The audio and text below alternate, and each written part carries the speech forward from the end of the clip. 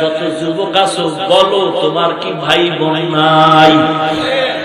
তোমার আপন বোন বা চাচাতো বোন তোমার কানে যদি খবর আসে, যদি তুমি আসল মানুষ হইয়া থাকো, যদি কানে খবর পাও তোমার বোনের ইজ্জতের উপরে কেউ হামলা করেছে, মেনে কি নিতে পারবা?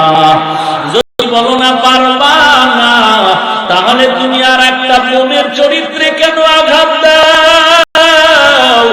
একটা মেয়ের জিন্দেগির উপরে কেন তুমি কালিমা লেপন করতেছো? এরে যুবক, একটু চিন্তা ভাবনা করিয়া চলো।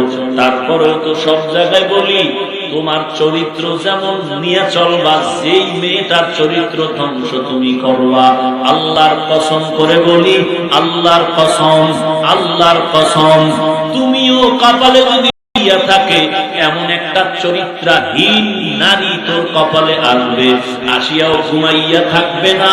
তোর এই 30 বছর 25 বছর হায়াতে যত নারীর ইজ্জত তুই নষ্ট করেছো, তোর চরিত্রহীনতার কারণে যত যুবকের চরিত্র নষ্ট হয়েছে, ওই তোর একটা বউ ঘরে আইসা তোর এই 30 বছরের জাল মিটাবে 1 বছরের মধ্যে।